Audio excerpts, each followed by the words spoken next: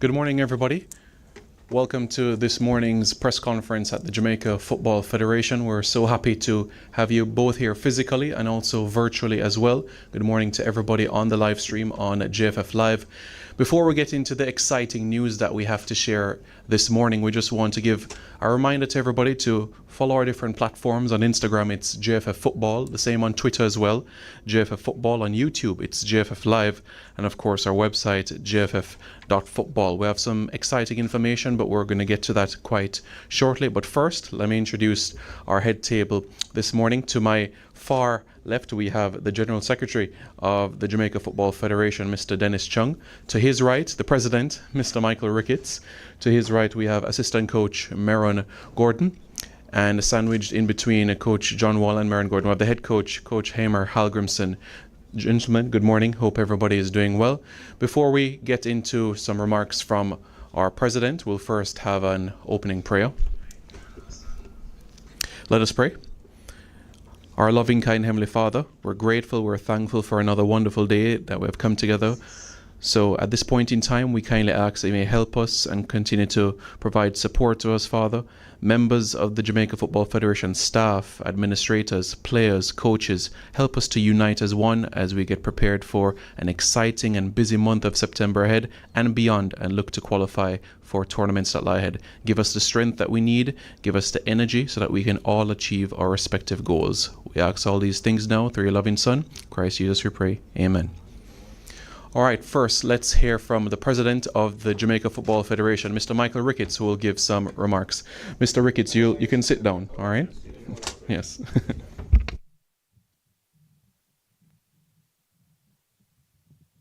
you very much, Mr. Master of Ceremonies. I'm impressed with your ability to pray, sir. I'm sure that if your prayers are answered, then we would just stroll into the World Cup in 2026. But thank you, Simon. Let me, of course, recognize those persons who are seated at the head table. General Secretary Mr. Dennis Chung, of course, Assistant Coaches Meron Gordon and John Wall, and of course Coach Hal Grimson. Today is indeed a very special day. I really was looking forward to this morning's exercise because I was just very excited at the prospects, what will unfold when we play Honduras on September 8th and of course Haiti on September 12th. I have no idea what the coach will say to you this morning, but he will be naming a squad, I understand, of maybe 23. I would want to think that there could very well be some surprises. There is an ongoing competition where we've asked patrons, football enthusiasts, to try and select the squad of 23 that will start a camp in a few days' time. It will be very interesting to see what those selections are. But I know that it's going to be hugely difficult to select the coaches 23. We really want to congratulate our coaching staff. I would want to suggest that they, over the last few months, would have done exceedingly well as it relates to our senior men's program. We will start the Nations League on September 8th. The Nations League will qualify us for the, what's the competition, Coach? The Copa America, and that I think will be sometimes next year. And of course, the real big picture is the World Cup in our backyard in 2026. To the players that will be selected, I really want to wish you well. I hope that you will be tough mentally. I hope that you will maintain a level of physical conditioning that will make you very competitive when you get on the field of play. It will be remiss of me not to mention the exploits of our Reggae girls. And certainly, we must use this opportunity to again say congratulations to the technical staff, to our sponsors, and to every single person who would have supported the program of our Reggae girls. When we took office, meaning this JFF administration, our Reggae girls were ranked 119th. Now they're ranked 37. This is no ordinary achievement, no ordinary feat. And congratulations to every single stakeholder ought to be expressed. Of course, our staff members who are here, let me recognize you. Our two media in-house persons, of course, Earl Bailey and Simon Preston, and of course to the other media personnel who are here. Without you, whatever we do, only us would know. But again, I want to express my regard to those who act professionally. We are very, very appreciative of what you have done, and I'm sure what you will continue to do. Again, thanks to you all. Thanks again to every single member who would have supported this JFF. We would have done well, contrary to what the minority may think, but this JFF has done well. Congratulations, coaches. Congratulations to the players that will be selected. And hopefully, after the 8th and the 12th, we'll have a lot to be happy about. And certainly, we'll be in a position with 6 points in the bag going forward. Thanks again. Over to you, Simon. Thank you very much, Mr. President. Much appreciated there. So, as we all heard from the President, Mr. Ricketts, great exciting time that we have ahead, especially for the remainder of this calendar year, not only for the girls, but the boys as well. It's the 2023-2024 edition of the CONCACAF Nations League, Jamaica in League A.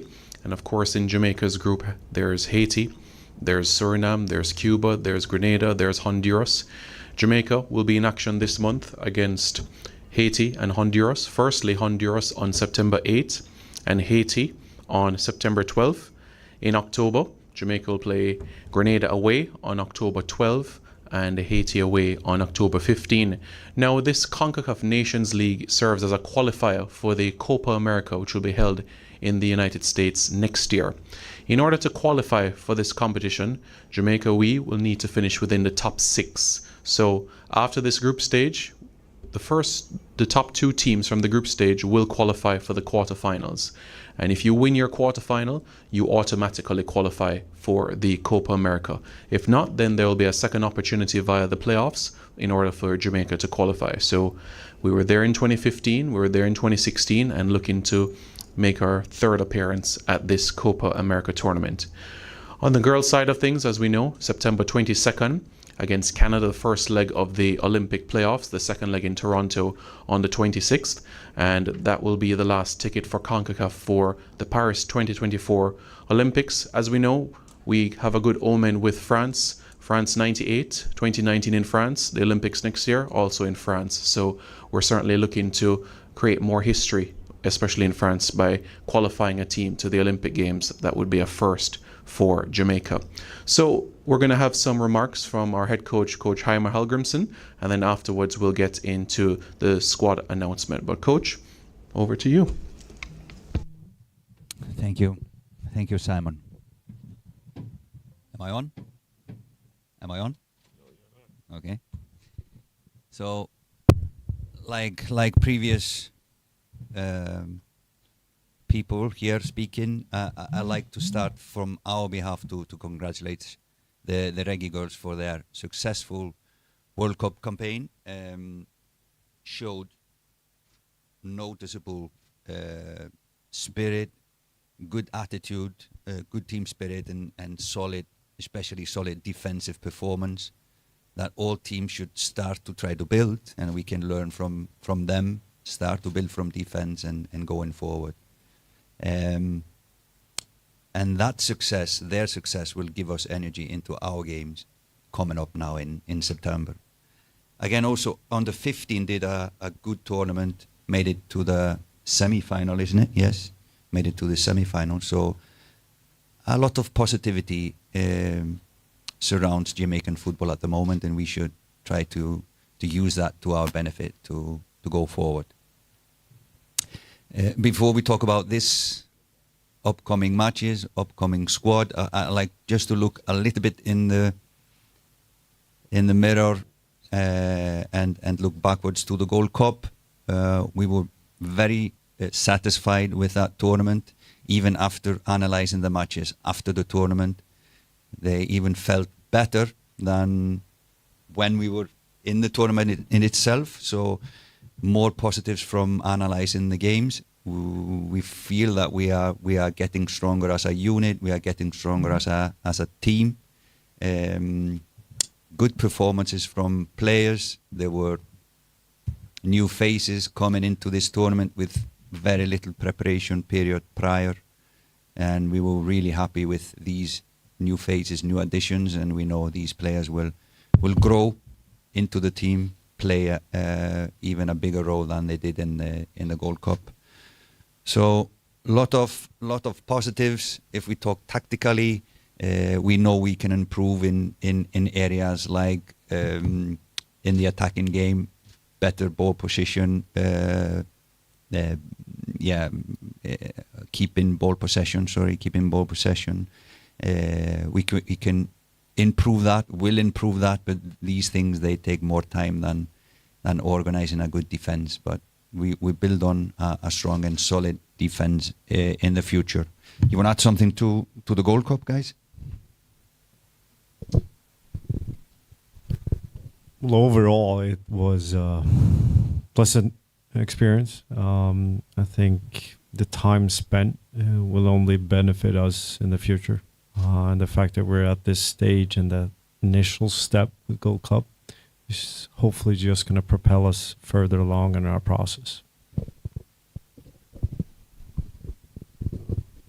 The good thing about long tournaments is that it gives us a chance as a technical staff to kind of imprint, what we want to, how we want to look in the near future.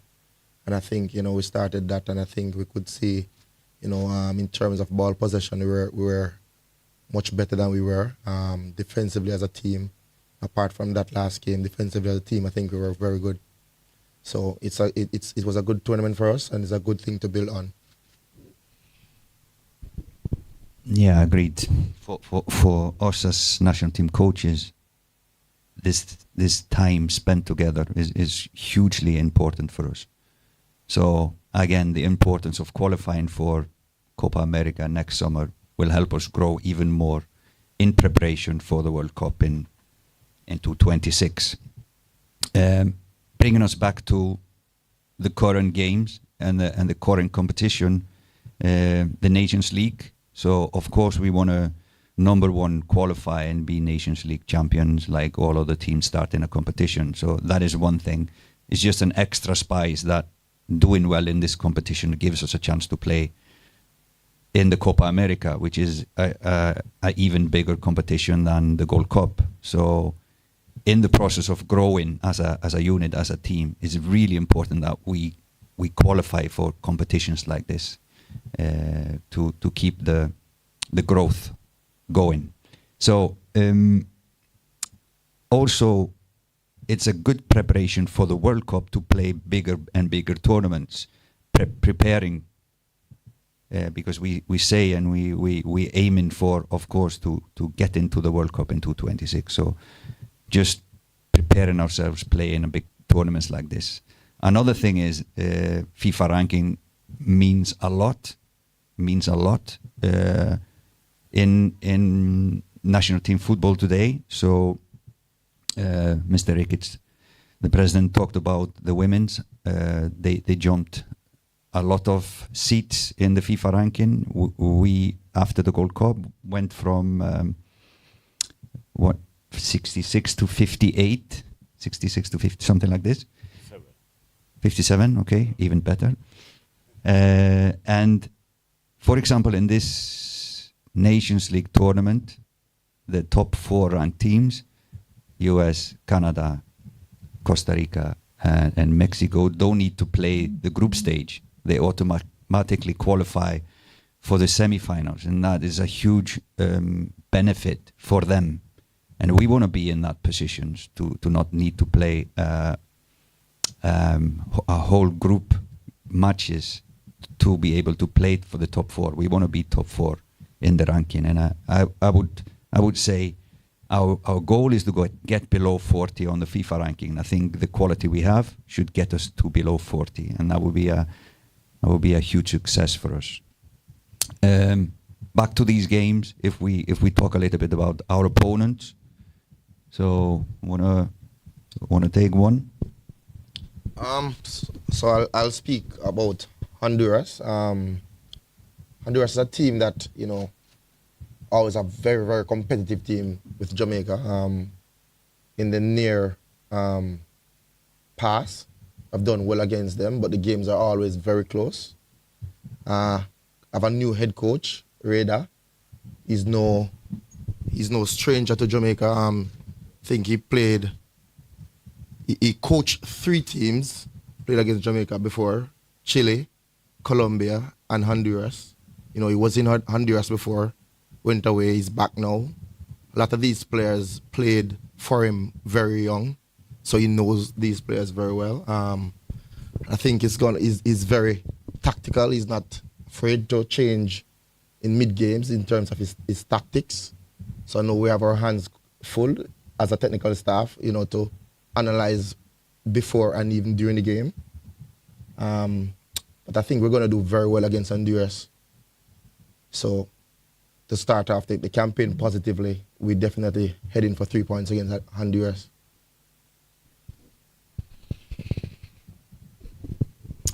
And Haiti, obviously, from our standpoint, unanimously as a technical staff, is that we feel that it was one of the most improved teams in the whole of CONCACAF. I would say that Gabriel Calderon Pellegrino, an interim coming in, who was before that technical advisor and even helped the women's, really structured them well, and they have a pretty solid organization. I would say that the core is pretty strong, and they're a pretty frenetic and intense opponent. So I think we will have our hands full with them, and there's no underestimation on our end going against Haiti. Yeah, so before we announce the squad, I just like to emphasize on the positivity. All the players that we called were excited to come, wanted to come and play for Jamaica. It's a tough month because the transfer window is closing. A lot of our players have been or are changing clubs, so it's a busy time for them. And some agents wanted the players not to come, but all the players were excited to come and willing and positive of coming. So just wanted to emphasize that. Want to talk about? Just put it up. So like I said before, we were really happy with the Gold Cup, the players in the Gold Cup, how we played, etc. So there's not many new faces in this camp. And if we just have it on the screen, the players for this camp. So there are four new faces. Maybe most noticeable is Tavon Gray, playing New York City as a right back. So this will be his first national team camp for Jamaica. He has played 17 matches for youth teams USA, but is really excited to join the revolution and join the Reggae Boyz for what is coming. So we're happy that he decided to play for Jamaica. 3 call-ups that we have not done before. Casey Palmer has started the season really well for Coventry, so we are calling him in again. Been playing really well. He was injured more or less last season when we wanted to see him, so we want to use this opportunity to look at him. Greg Lee as well is recalled, was in the squad prior to us coming, so we want to see him and get to know him a little bit better. And then Ronaldo Sifas made his transfer to Ankara-Gucu in Turkey, Premier League in Turkey. Has started well his season, so we are excited to see him coming back to the national team. These guys, I think, at least Casey and Ronaldo Sifas have one match for Jamaica. So these are the new faces from the Gold Cup squad. Jonathan Russell, Taxi, Paris, and Javane Brown are not selected, not because of bad performance. We just want to see new faces in this camp. Some of them have been struggling with injuries at late. Maybe just before we finish on the players, Corey Burke has been struggling with injuries. It's doubtful. We are still talking to him and the club. But if he is not, then Demari Phillips will be with the squad. So it's already decided who would fill his spot.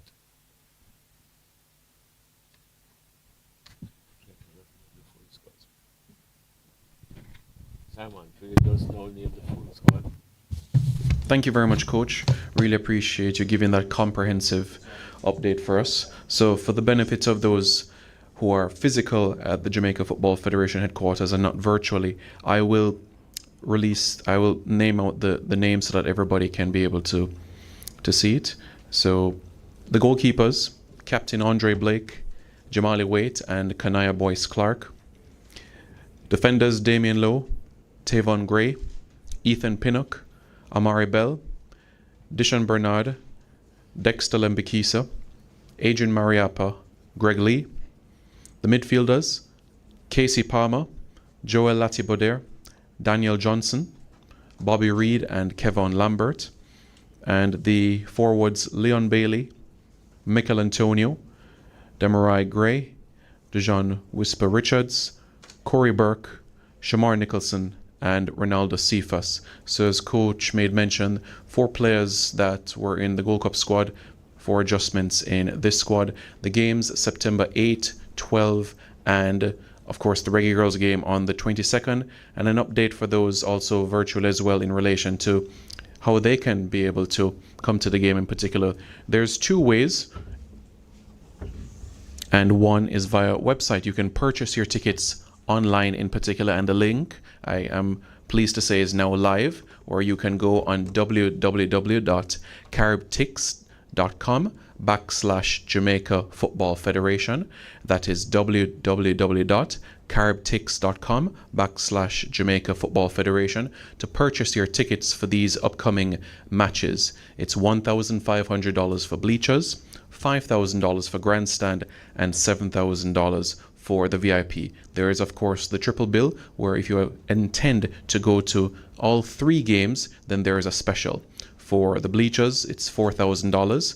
For the grandstand, it is $13,500, and for the VIP, it's $19,000. It was a fantastic summer and year as a whole for Jamaican football. As we know, all the national teams that took the field this year made strides, made a piece of history. So as they are on home soil for this month, let us ensure that we're out in our numbers cheering on our boys and girls based on what we made mention. You know, our head coach Halgrimson and of course the president, Mr. Ricketts, spoke about the girls. This was the first time in 85 years that we actually had a Caribbean team in the round of 16 of a World Cup. So absolutely history-making performance there. Our Reggae Boyz first time in a Gold Cup semi-final since 2019. So tremendous strides. Our under 15, the first time in the history of the competition in CONCACAF getting to a semi-final. So every tournament we've made strides, progress, things that haven't happened before. So a great opportunity now on home soil to cheer on our boys and girls.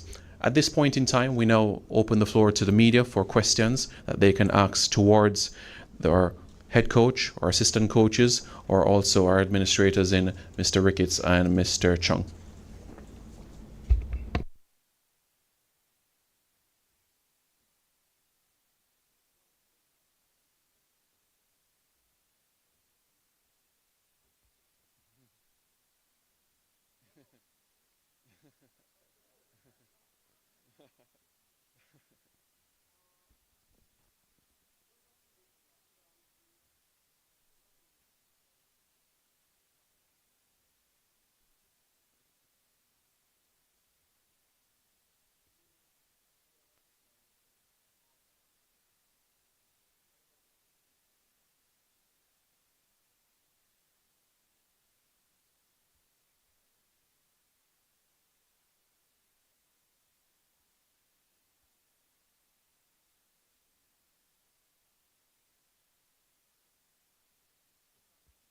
You can use your microphone, Mr. Chung.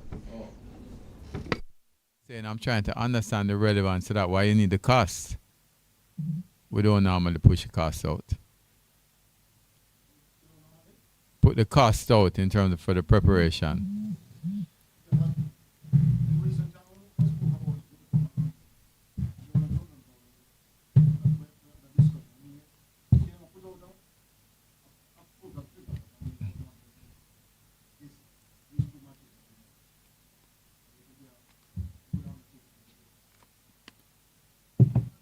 Well, as I indicated, I mean, carrying a team and preparing them and everything, it costs us approximately, it can run between, depending on flights, accommodation, everything, $30 to $40 million. Any follow-up, Dwight? Jamaican. Not US, Jamaican, right? Yeah, okay. Yeah.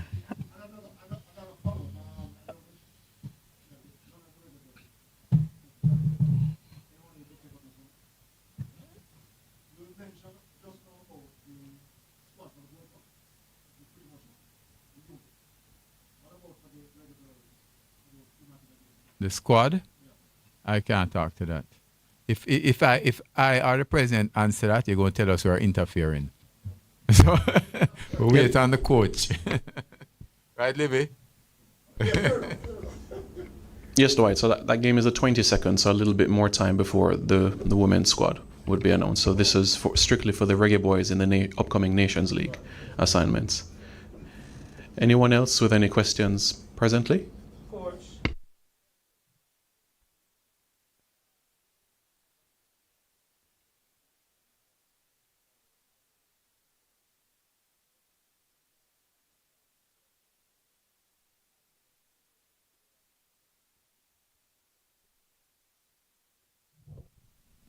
Yeah, it's a very good question. Maybe we should have addressed it prior to the questions, but all FIFA dates until 2026 are filled with official matches. So it's not an option on FIFA dates to select who we play. It's official matches. All FIFA dates until 2026. And that's a good thing because we don't need to find opponents or find places. It's everything is official. But it's a negative in a way that it gives us so little chance to look at players, to give them chances, to experience with maybe newcomers, young players, etc. So we need to find opportunities to, for example, in January, when we at least can take players from the US to give them a friendly to look at them.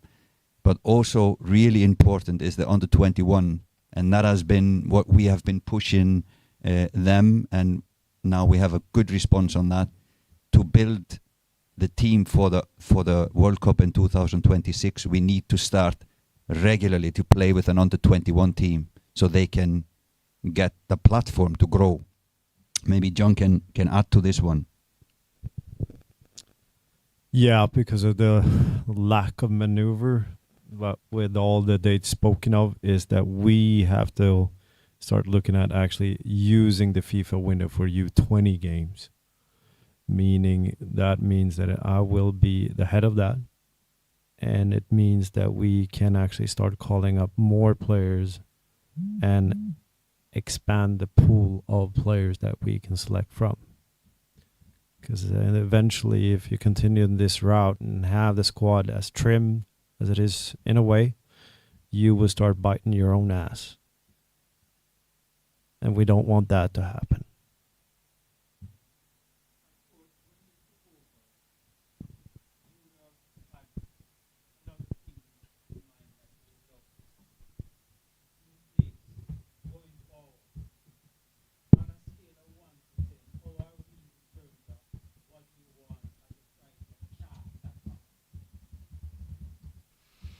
Well, I think it's a goodwill to raise the bar. I would start on that. It's a goodwill. I know that Jamaican Football Federation does not have money in all their pockets, but we are light years behind the nations that we are looking at, and we are light years behind nations that are going for the same target as us to be in the World Cup in 2026. In regards to facilities, in regards to the setup, in regards to infrastructure. So, but there's a goodwill. Everyone is trying their best, but these things take time, and we acknowledge that. But there's a lot of things that we can improve here in the JFF, in the coaching staff.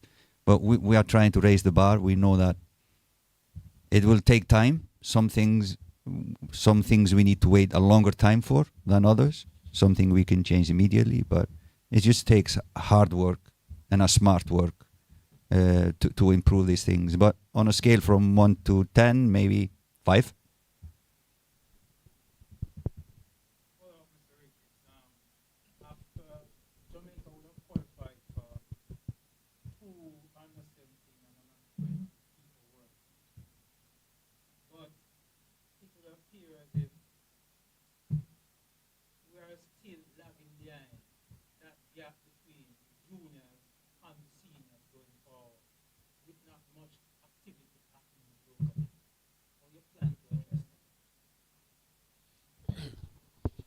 We must take in consideration that we were strangled by the COVID pandemic for 3 years. So that would have pushed us on the back foot a little bit. Now that we have passed the pandemic, and the coach just mentioned that we'll be putting some special emphasis on our under 20s. Just some months ago, we were that close to qualifying for the under 20 World Cup. So we will definitely, and I agree that between that period and now, would have lost a lot of our young, good players going overseas and probably getting lost because of the pandemic. But yes, and our technical chairman just walked in, or director of football is here. So they could say to you what their plans are. And indeed, we will be taking a very careful look at the plans going forward as it relates to our under 17s and under 20s.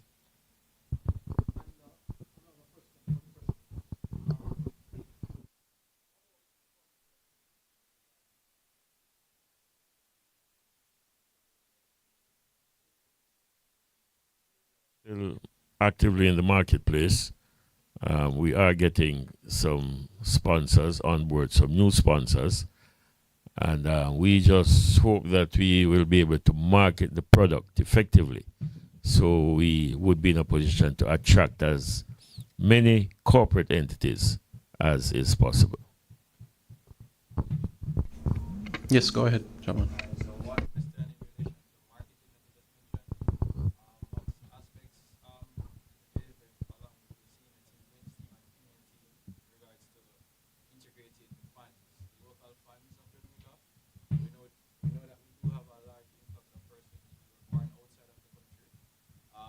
What's the JFF's plan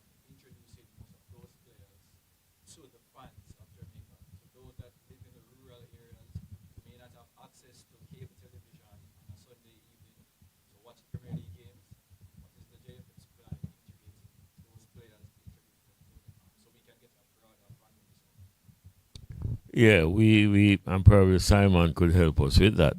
But it's challenging when you think that these players are effectively all of them are contracted overseas. So it's always going to be difficult to get them in a group over an extended period. And that would always present itself as a challenge to us. But the coaches have been trying their best to get these players in a organized group for as long a time as is possible. Through this medium, the camps and local games, we are hopeful that we'll be able to market these players. But again, the product has to be of a premium that it attracts both your local fans, those in the diaspora, and of course, corporate entities. But we, our marketing department, and of course, other staff members, and of course, our marketing company, we're all working together, and we just want to ensure. And once the quality is good, then people will come out to support the football. All right. Any follow-up, Siobhan? All right.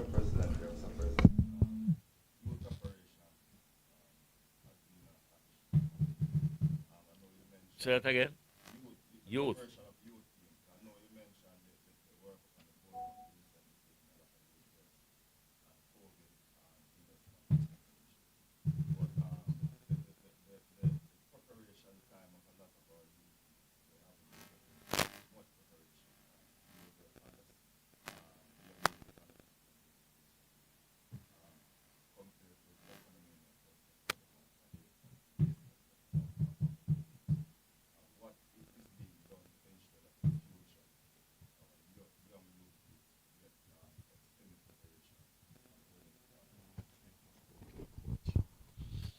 Yeah, and this certainly is an issue. And we must blame our technical department, and we must blame our technical director, because a number of times we do not get these squads together on time. We do not make the necessary preparation, and like you would have mentioned, or under 17 girls, I honestly think they were underprepared. We must be more decisive in doing things like these. And it can't be that a week before a tournament that you know of the tournament. So we must work a little harder. We have to be far more strident in what we are doing in relation to preparing our teams. Of course, like I've said, we have 12 teams, 6 on either side of the gender, which you have to take care of. That in itself is a huge challenge. So we just need to find a way to navigate these issues and these, because the truth is that, and I heard Simons say it some years ago, that up to probably age 18 or 19, we are comparable to most countries in the world. But it's for us now to be able to make the transition from being a teenager into being an adult. So we must work on that. And again, having had Adidas on board, we have arguably a sponsor that, like I said, arguably one of the biggest kid sponsors globally. And we are extremely fortunate. And like I've said, it took this JFF 3 years to have finally negotiated and concluded that contract. We have had extensive discussions with Adidas. They have a vested interest in Jamaica's football program. They are interested in growing the sport here. And we want to ensure that we make the necessary adjustments, the necessary changes, so that, because sponsorship is an investment, that the sponsors get their pound of the flesh.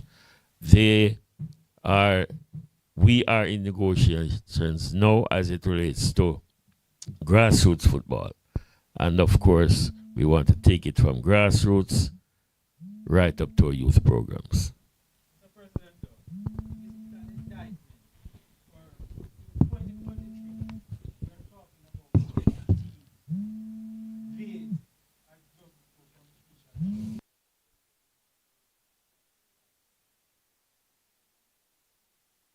I think the president did accept that the technical department, which is a part of the JFF, would have been responsible for that. So I think it would I think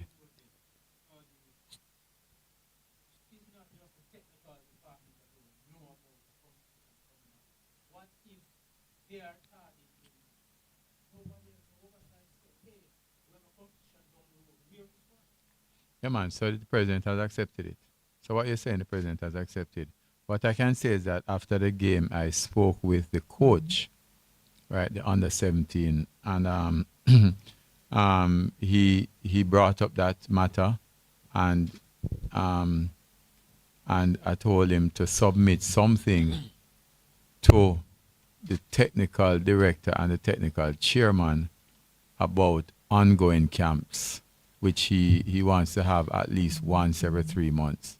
So I think the president has accepted that, and has said that coming out of COVID, it was a difficulty, and the other issue that we've had also internally is that this is probably the busiest year ever for JFF, and you know, a part of the challenge which the president is trying to address, having discussions with him, is that we need to have more training facilities too, because when we, for example, we had the under 15 and the under 14, and we're juggling this one training center, and it's not that we weren't trying to get other places, but they just were not available. So it's difficult to have a camp without a training facility and dorms to put up persons. Those are things, I don't know if the president would want to speak further about his plans that he has in the pipelines for looking at other centers across the island. But you would know that Jamaica, and I know our coach himself has said that if Messi came here, he would be averaging 2 weeks, right, coach?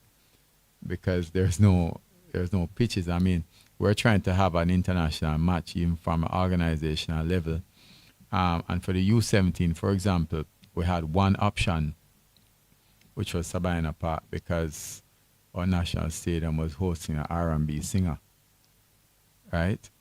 And Catherine Hall is under construction, right? There are the 3 places we can host an international match, really. So, you know, it's capacity issues too. So, President, I don't know if you want to talk about the plans for the other centers across the island. President? Pardon?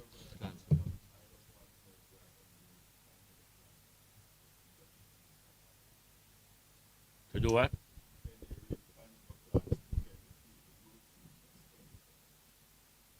Yeah, man. So I just spoke with the fact that the coach is going to submit something to the technical chairman and the technical director, and I would suspect that that is something that is going to be across the board, across all the youth teams. So that will be done, Livy, right? But the president will tell you about his enormous plans for a center in each parish. Yeah, and like you have said, affordability to gentlemen is an issue, because we're not awash with cash. And I don't think there's another country in the Caribbean that plays as much football as we do and participate in as many competitions as we participate in. None. So the expenses are sometimes out of reach, and we sometimes struggle, but we try to ensure that we participate in every single competition on either side of the gender. So, like you said, I mean, people looking on will think that, yes, the team wasn't properly prepared but there are a number of issues. And like Dennis said, lack of enough training facilities. Because when we have 5, 6, 7 units participating, we only own one center. So we have to be shifting and moving, trying to ensure that we get in as much training time as is possible. So there are a number of things that would curtail and restrict our preparation. Some of them are beyond our control. But we are working to get things in place. We're working to get more training facilities. We're working on that. And once we have enough training facilities, maybe one in each confed, then we're good to go. Thank you, Mr. President. We're going to take one more question from Giovanni, but first, somebody who is driving a blue RAV4 with the license plate 4942KC, we're kindly asking you to move your vehicle because there's a truck that wants to pass. So whoever is driving a blue RAV4, please remove that vehicle so that a truck can be able to pass. Thank you very much, Giovanni. You can proceed with your question.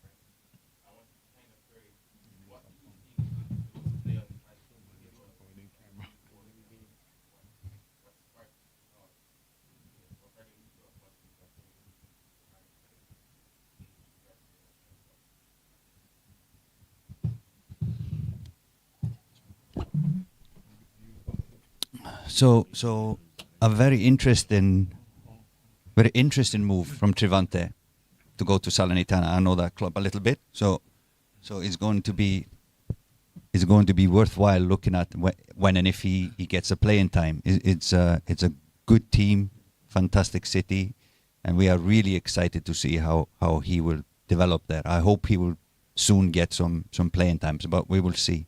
Another move, of course, from school football to Chelsea was even more, detectable from Whisper to Chelsea is another really big move, and it shows, like has been said here, the talent is here. But of course, the league within itself is not very high level if you look at the world around you. So mostly the best players will leave the Jamaican Premier League at some point to clubs. So the Trivante move to Salernitana is really interesting. You mentioned another one. And then you mentioned Cephas and Casey Palmer. Yeah. They bring. So I must say that Meron Gordon has been pushing me to look at Cephas, so I've been looking at him more than maybe I would have. But he's very interested in the way he's very explosive. So he has a good speed, technique. On an average, I think in Macedonia he played 30-something games, scored 11 goals, so 1 in 3. He's now in the Turkish Premier League, already scored 1 goal in 3 appearances. So he seems to be a consistent scorer as well. So it will be nice to see him among better players in this camp. But I think he can bring us something attacking wise that probably we have, but just to compare him with the others. Casey Palmer is an experienced midfielder who's really good on the ball. Maybe not so different from, let's say, Ravel Morrison. Quick, looking forward. He's smart with final passes, and a really, really good engine as well. Really, very quick player in thinking and execution. So, and with his experience, he will help us a lot in the midfield area.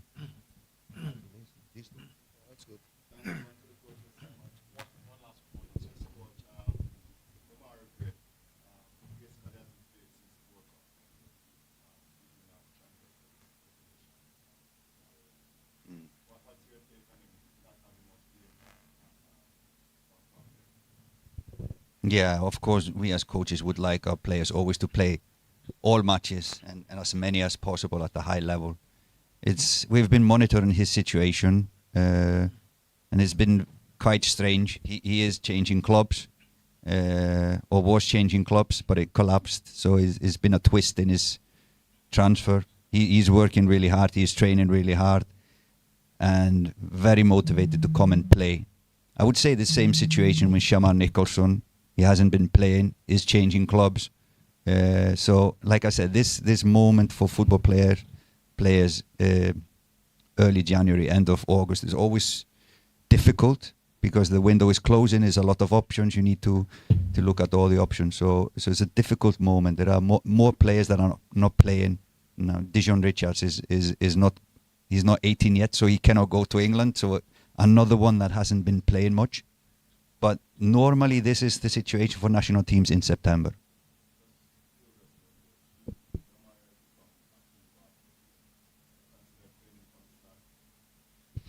Yeah, we will have to evaluate his fitness. He will come earlier. He will come tomorrow to Jamaica. So we will tomorrow he will come to Jamaica. So we will do some tests on him, individual session, working on and looking at the fitness part, and then we will take our decision.